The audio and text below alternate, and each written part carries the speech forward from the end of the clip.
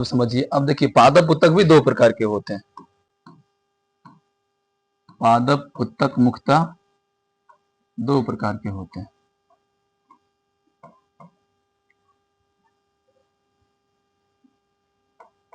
पादप उत्तक मुख्यतः दो प्रकार के होते हैं। पहला हो गया विभज्योतिक उत्तक। विभज्योतिक उत्तक, या इसको हम लोग अस्थाई उत्तक भी कहते हैं। अस्थाई उत्तक भी कहते हैं। ठीक है, ये हो गया अस्थाई उत्तक।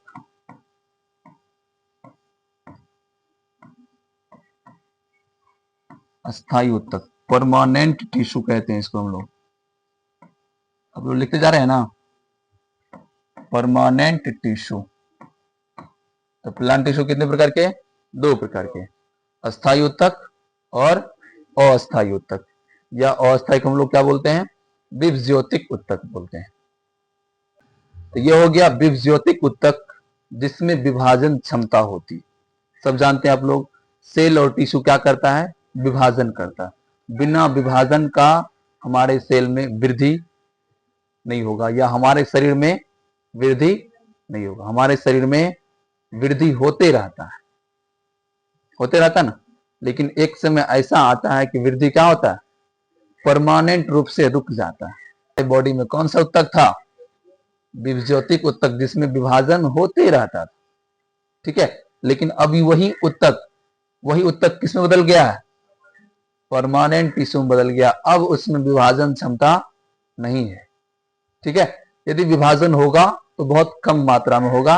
जब कोई सेल टूटेगा या डैमेज होगा या सेल मरेगा, तब वो विभाजन करेगा। चलिए, अब देखिए, यह भी तीन प्रकार के होते हैं। विभज्योतिक उत्तक कितने प्रकार के? तीन प्रकार के। हेडिंग बनाइए, विभज्योतिक उत्तक तीन प्रकार के होते हैं।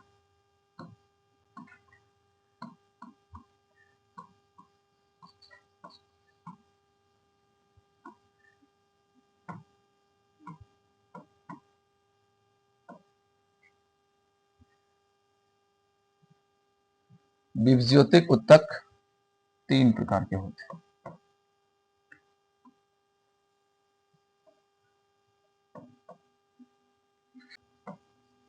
शीर्षस्थ विभज्योतिक उत्तक, क्या बोलेंगे? शीर्षस्थ विभज्योतिक उत्तक। थोड़ा नाम कठिन है बोलने में, लेकिन आप लोग बोलिए, उच्चारण कीजिए सही सही। क्या पढ़ेंगे इसको? शीर्षस्थ विभज्योतिक उत्तक। इसको हम लोग बोलेंगे पार्श्व विभज्योतिक उत्तक। सबके नीचे आप लोग लिखिए विभज्योतिक उत्तक, इसके नीचे विभज्योतिक उत्तक। और तीसरा होता है अंतर्वेशी। अंतर्वेशी विभज्योतिक उत्तक।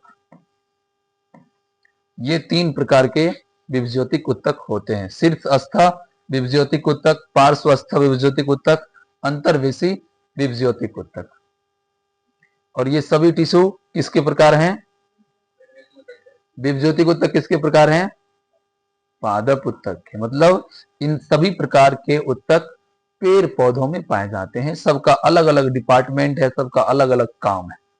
हम लोग पढ़ेंगे अब शीर्षस्थ विभज्योतिक उत्तक। तो हेडिंग बनाइए, शीर्षस्थ विभज्योतिक उत्तक। टॉपिक क्या है? शीर्षस्थ विभज्योतिक उत्तक। देखिए, इसका नाम से ही पता चलता है शीर्षस्थ, जो पौधों के शीर्ष भाग में होगा। कहां होगा? हाँ, चाहे वो जड़ के शीर्ष भाग हो, तना के शीर्ष भाग हो, या और भी कोई प्लांट के शीर्ष भाग हो। शीर्ष मतलब ऊपर भाग। जैसे आप लोग का शीर्ष क्या है? हेड है ना। उसी प्रकार पौधों के शीर्ष भाग में पाए जाने वाले उत्तक को क्या कहते हैं? शीर्षस्थ विभज्योतिक उत्तक। और इसका मुख्य काम है पौधों में वृद्धि करना। वैसे तीनों काम क्या है? वृद्धि करना है। लेकिन हमारे बॉडी में कुछ ऐसे सेल होते हैं जो हाइट में वृद्धि करता है, लेकिन कुछ चौड़ाई बढ़ाता है ना।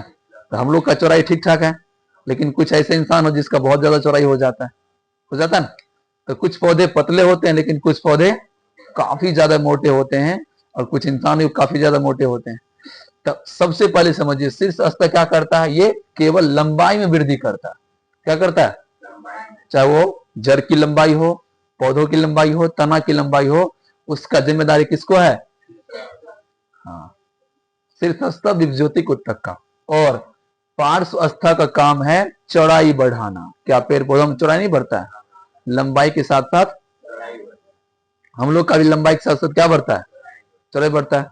क्या आप लोग 5 साल पहले इतने चौड़े थे? चलिए लिखिए, यह उत्तक पौधों के शीर्ष भाग,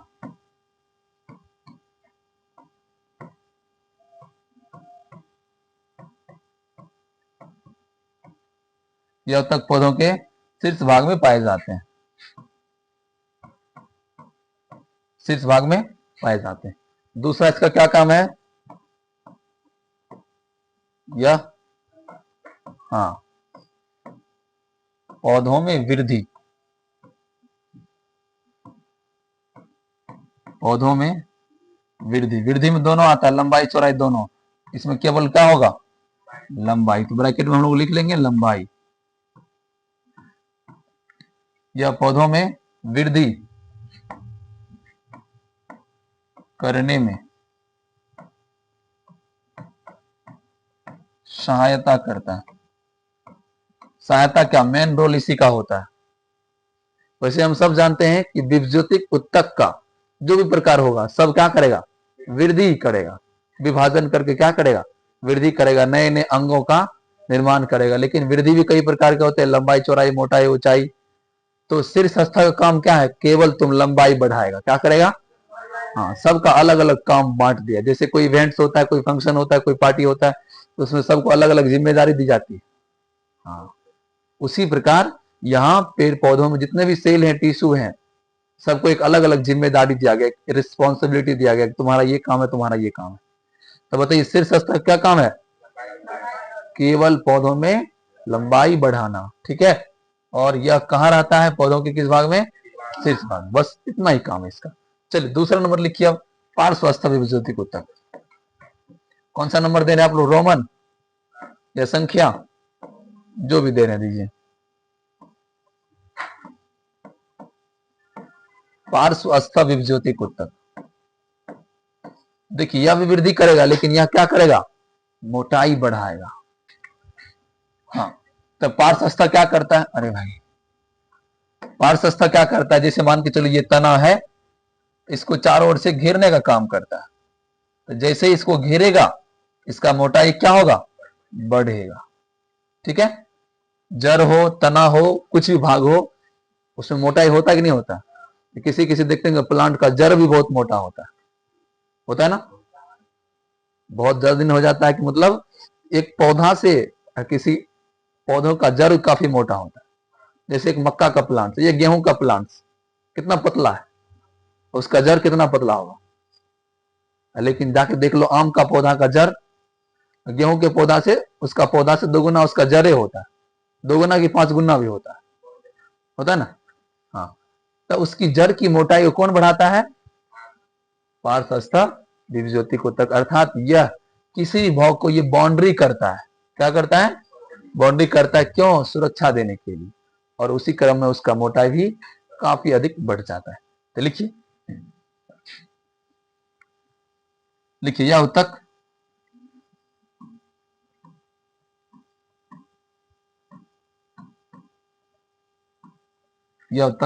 पौधों के विभिन्न भाग, यह उत्तक पौधों के विभिन्न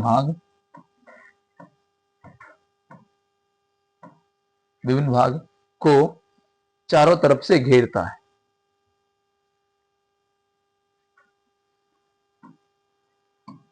विभिन्न भाग को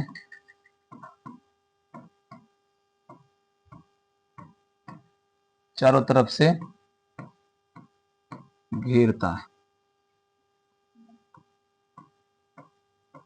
हो गया। इसके अलावा ये किसके लिए उत्तरदायी है? पौधों में जड़, तना और पत्ती में मोटाई बढ़ाने के लिए। तो लिखिए, यह पौधों के विभिन्न भाग में या विभिन्न भाग की मोटाई को बढ़ाता है। या पौधों के विभिन्न भाग मतलब कौन कौन? जड़, तना इत्यादि। विभिन्न भागों की मोटाई को बढ़ाता है।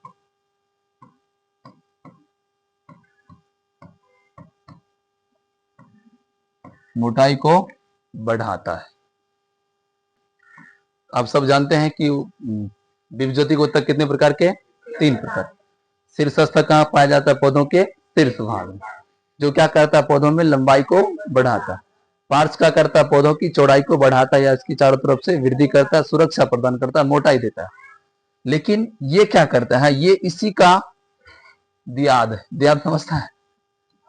हाँ, पड़ोसी, ब्लड रिलेशन जिसको बोलते हैं, एक ही खून का होता है, इसका खूनी रिश्ता इससे। लेकिन यह क्या करता है? केवल वृद्धि करते जाता है, करते जाता है। और इसके वृद्धि में यदि कोई अवरुद्ध आ गया, कोई रुकावट डाल दिया, तब ये पहुंचता है। कौन? हाँ, जैसे आपके चाचा को अरेस्ट कर लिया तो आप पहुंचेगा कि नहीं पहुंचेगा? कोई बकरी आया, उसको खा गया, या कोई जानवर आया, उसको खा गया, तब इसका काम कौन करेगा? सेम काम दोनों का है। लेकिन जब इसको कोई डिस्टर्ब कर देता है, वृद्धि कर रहा था, नया पत्ता निकाला, बहुत सारा पत्ता निकाला, और जाके गैया चढ़ गया या बकरी जाके खा गया, तब उस समय कौन पहुंचेगा? अंतर्वेशी विभज्योतिक उत्तक पहुंचेगा और उसके जैसा ही काम करेगा। देखते हैं ना आप लोग, जब गैया चढ़ जाता है तो फिर से घास उगता है कि नहीं उगता? बकरी जब खा जाता है किसी पौधे को तो फिर से उसमें पत्ता आता कि नहीं आता? आता है। तो यह उत्तक भी पौधों के शीर्ष भाग में इमरजेंसी केस के लिए रखा रहता है। यदि ये बीमार पड़ जाएगा तो ये काम करेगा, या इसको कोई डिस्टर्ब कर दिया, इसको कोई खा गया, तो ये काम करेगा। ठीक है। और यह उत्तक पौधों के पर्व में पाया जाता है। पर्व कौन? छठ पर्व। तो पौर जिसको बोलते हैं, पौर समझता है? पौर नहीं समझता? गांठ जिसको बोलते हैं, जहां ज्वाइंट होता है, समझ रहे हैं? नोड जिसको कहते हैं, ये दिखाओ, दिखाओ ना, जाओ अंजलि दिखाओ कौन है नोड। हाँ, जहां ज्वाइंट है उसको हम लोग क्या बोलते हैं? नोड बोलते हैं, या हिंदी में कहा जाता है पर्व, या गांठ भी कहते हैं, संधि भी कहते हैं। ठीक है। तो उन भागों में कौन उत्तक पाया जाता है? अंतर्वेशी उत्तक पाया जाता है, और यह दोबारा रिकवरिंग करने में हेल्प करता है। ठीक है। यदि शीर्ष उत्तक को कोई डिस्टर्ब कर दिया तो उसको रिकवर करने का, उसके हौसला बढ़ाने का काम कौन करता है? अंतर्वेशी। और फिर से पौधों में एक नया वृद्धि होता है। ठीक है। तो लिखिए, हेडिंग बनाइए। किधर गया भाई?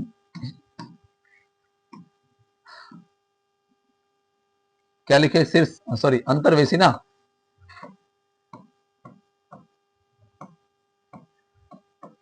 अंतर्वेशी विभज्योतिक उत्तक, डैश देके लिखिए। यह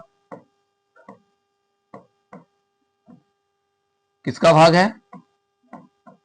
पार्श्वस्थ, सॉरी पार्श्व नहीं, शीर्षस्थ। यह शीर्षस्थ उत्तक का ही भाग है। शीर्षस्थ उत्तक का ही भाग है।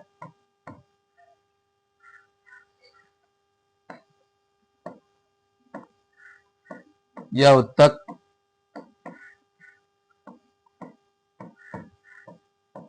कहां पाया जाता है?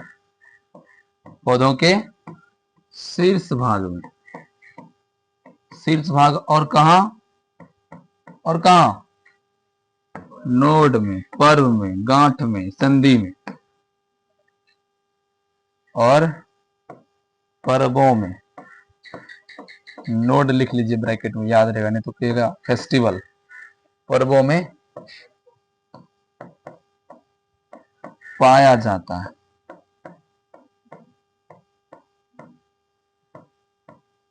पाया जाता है। समझ में आया सब लोग को? लिखिए। यह वृद्धि कहां करता है? वृद्धि कब करता है? जब किसी पौधे के अग्रभाग, शीर्ष भाग, पत्ती को, तना को कोई जानवर अपना चारा बना लेता है, तब ये जाके काम करता है। वैसे काम ये रेस्ट में रहता है। जैसे जैसे बिहार पुलिस का ड्यूटी ऑलरेडी होता है, हमेशा होता है, लेकिन जो फायरमैन होता है वो कब पहुंचता है? हाँ, जब आग लगता है, जब इमरजेंसी होता है। तो उन लोग का ड्यूटी सबसे अच्छा होता है, पूरा 8 महीना खा के मतलब मोटा हो जाता है, बस उसका 4 महीना ड्यूटी होता है साल में। ठीक है। हाँ, अब आग लगना शुरू होगा तब उसका ड्यूटी शुरू होगा। हाँ, जब नेता सब आता है, बड़ा बड़ा लीडर सब आता है, तब उसमें जाता है वो लोग, कि कहीं कोई बम ब्लास्ट कर दे तो तुरंत फायरमैन से उसको कवर किया जाएगा। हाँ, चलिए तो लिखिए, यह उत्तक, यह उत्तक पौधों के उन भागों में वृद्धि करता है, पौधों के उन भागों में वृद्धि करता है,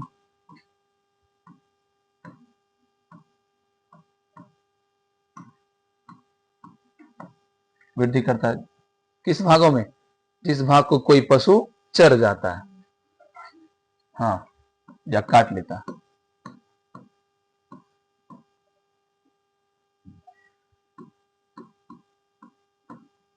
जिस पौधों के अग्रभाग, अग्रभाग मतलब अगला भाग, अगला भाग को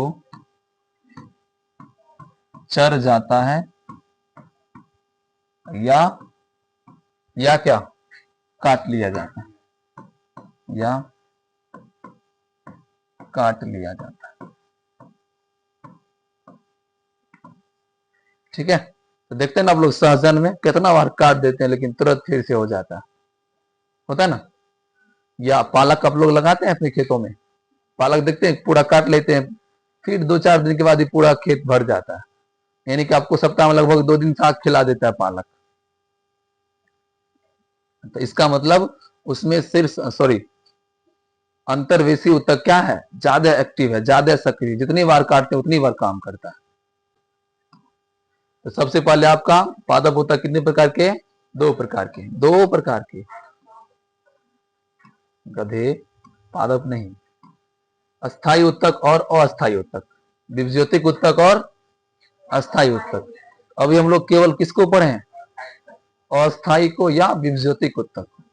इसका मतलब इसमें विभाजन क्षमता है। तो बताइए, विभाजन क्षमता यदि है तो ये कोशिका जीवित है या मृत है? जीवित। लेकिन अस्थायी उत्तक मृत होते हैं, जीवित भी हो सकते हैं। अस्थायी उत्तक जीवित और मृत दोनों हो सकते हैं, लेकिन अस्थायी अस्थायी उत्तक या विभज्योतिक उत्तक 100% क्या होगा? जीवित ही होगा। तब तो वो लिविंग मतलब वृद्धि हो रहा है उसमें, तब तो उसमें नया सेल बन रहा है। हाँ, तो आपका विभज्योतिक उत्तक क्या है? जीवित होता है। लिखिए नीचे पॉइंट देखें, जहां लिख रहे थे उसी के नीचे लिखिए, लिखिए विभज्योतिक उत्तक की कोशिका जीवित होती है।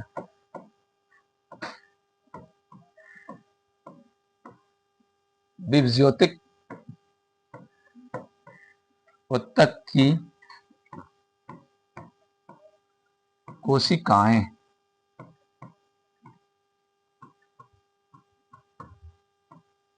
विभज्योतिक उत्तक की कोशिकाएं क्या होता है? जीवित होता है। चलिए अब एक नया हेडिंग बनाइए आप लोग,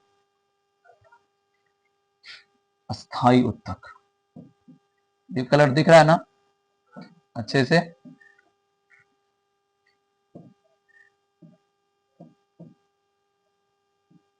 अस्थायी उत्तक,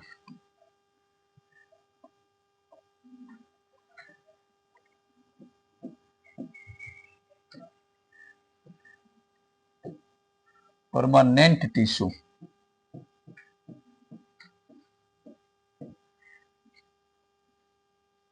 ठीक है।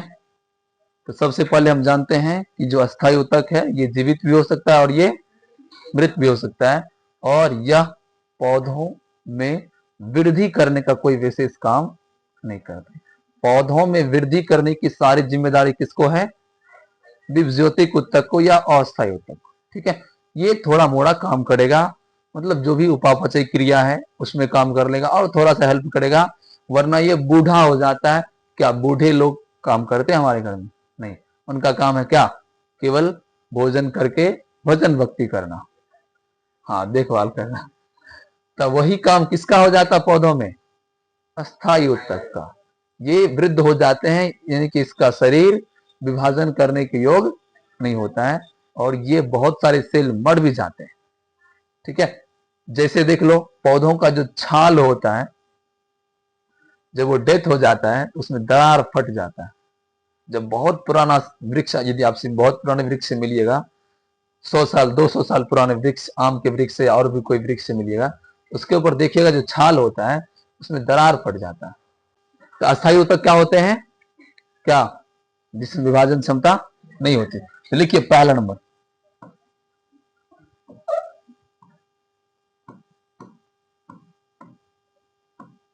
इस कोशिका में विभाजन क्षमता नहीं होती।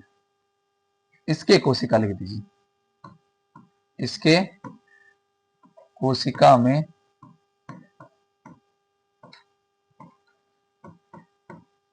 विभाजन क्षमता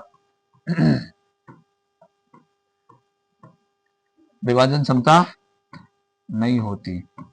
ठीक है, और इसका कोशिका जीवित या मृत दोनों हो सकता है। इसका कोशिका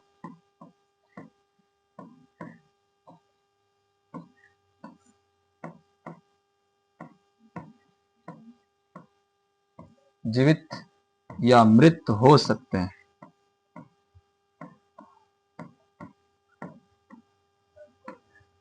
हाँ, नहीं, कन्फर्म है कि मतलब कुछ जीवित होता है, कुछ मरा हुआ होता है। जैसे सब बूढ़ा लोग मरिए जाता है, कुछ बूढ़ा जिंदा भी होता है ना, हाँ, तो वही बूढ़ा ही है। अब देखिए, जो वृद्ध व्यक्ति होते हैं उसको काफी ज्यादा अनुभव होता है। अनुभव मतलब वो परिपक्व होते हैं, वो अपने जीवन में बहुत सारी समस्याओं को, बहुत सारी वेदनाओं को, बहुत सारी घटनाओं को अवशोषित किया, जानकारी लिया, उसको एब्जॉर्ब किया है। इसी कारण ये भी कोशिका जो होते हैं विभज्योतिक उत्तक से अस्थायी बने हैं ना। इसका मतलब इसको भी काफी ज्यादा अनुभव है, क्योंकि ये भी पहले काम करता था, ये भी वृद्धि करने का काम करता था, ये भी और भी तरह के काम करते थे। किसमें? पेड़ पौधों में। लेकिन अब अस्थायी से क्या बन गया है? अस्थायी बन गया। तो बताइए, परिपक्व या अपरिपक्व? परिपक्व। जैसे बच्चे ही ना बूढ़े बनते हैं, या बच्चे ही जवान बनते हैं, या जवान ही बूढ़े बनते हैं, उसको तो सारी घटनाओं पता होता है। इसका मतलब अस्थायी उत्तक की कोशिका पूर्ण रूप से परिपक्व होते हैं। क्या होते हैं? हाँ, क्योंकि यह भी अपने जिंदगी में बहुत सारे काम को किया है। देखिए, इसका कोशिका पूर्ण रूप से परिपक्व होते हैं।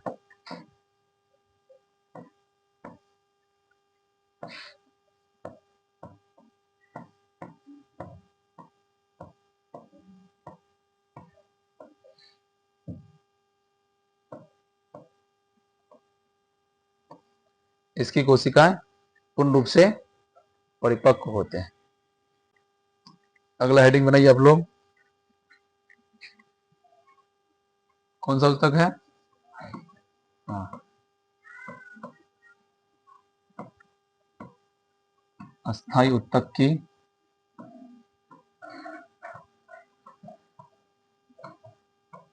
विशेषता कहिए या गुण कहिए या इसका लक्षण कहिए, कैरेक्टर कहिए। ठीक है, तो सबसे पहला लक्षण क्या है इसका? ये परिपक्व कोशिका होते हैं। क्या होते हैं? हाँ, क्योंकि इन्होंने अपनी पूरी जिंदगी में संघर्ष करके बना है परिपक्व। ठीक है, तो पहला नंबर लिखिए, पहला नंबर लिखिए,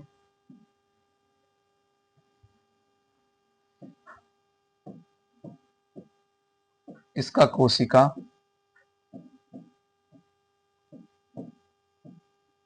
इसका कोशिका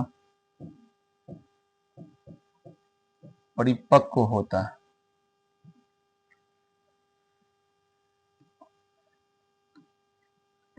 इसका कोशिका परिपक्व होता है। दूसरा क्या लिखेगा?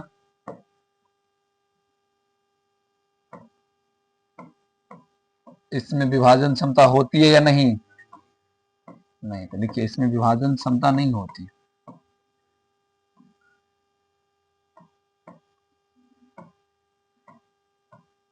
कनी कनी भी नहीं होता है, कनी कनी क्षमता, कनी कनी जीवित रहता है।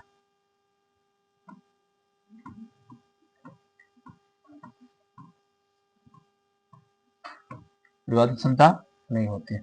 आखिर ये बनता कैसे है? ये विभज्योतिक उत्तक के विभाजन के बाद बनता है, क्योंकि ये पहले कौन सा उत्तक था? हाँ, जब वो टूट गया, बार बार टूट गया था, वो क्या बन गया? अस्थाई बन गया। तो लिखिए तीसरा नंबर, लिखिए यह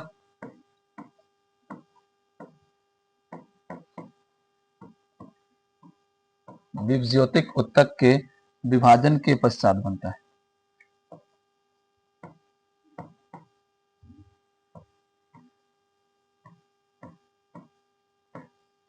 यह विभज्योतिक उत्तक के विभाजन के पश्चात,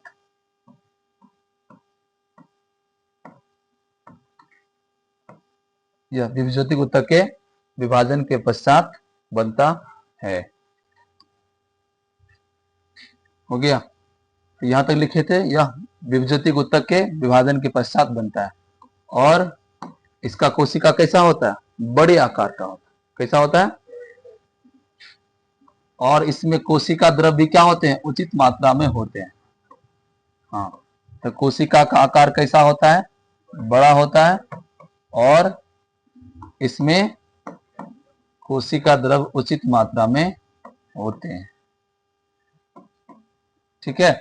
और इसके अलावा एक पॉइंट और लिखा है कि इसका जो कोशिका भित्ति होती है, ना मोटी ना पतली, बिल्कुल मिडिल शेप का होता है, मिडिल साइज का होता है।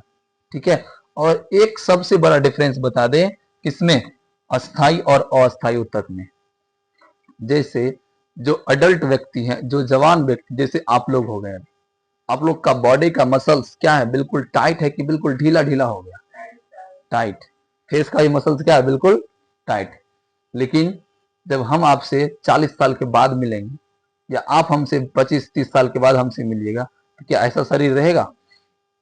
नहीं रहेगा। शरीर रहेगा कि नहीं रहेगा, वो भी गारंटी नहीं है। क्या? हाँ। आखिर ये हमारा शरीर ढीला क्यों हो जाता है? क्योंकि उनके सेलों के बीच में खाली स्थान काफी अधिक हो जाते हैं। इंट्रासेलुलर स्पेस की मात्रा बढ़ जाती है, कम नहीं, बढ़ जाती है। यदि स्पेस कम है तब तो टाइट है। अभी हम लोग का बॉडी क्या है? आप लोग का बॉडी क्या है? बिल्कुल फिट है, टाइट। लेकिन यही बॉडी कुछ दिनों के बाद, कुछ वर्षों के बाद, कुछ दशकों के बाद क्या होगा? ढीला हो जाएगा, आपका मांस बिल्कुल लटक जाएगा। आप लोग का पोता सब गोदी में बैठेगा खूब बढ़िया, कहेगा दादाजी प्लास्टिक सर्जरी करवा लीजिए ना, ना क्योंकि नानी तुम बचपन में कैसे कितना सुंदर लग रही थी, अब कैसी हो गई। समझ में आया? ऐसा क्यों होता है? क्योंकि सेल और सेल के बीच में स्पेस बढ़ जाता है, क्या कम हो गया। तो लिखिए इसमें अंतर कोशिकीय स्थान अधिक होते हैं।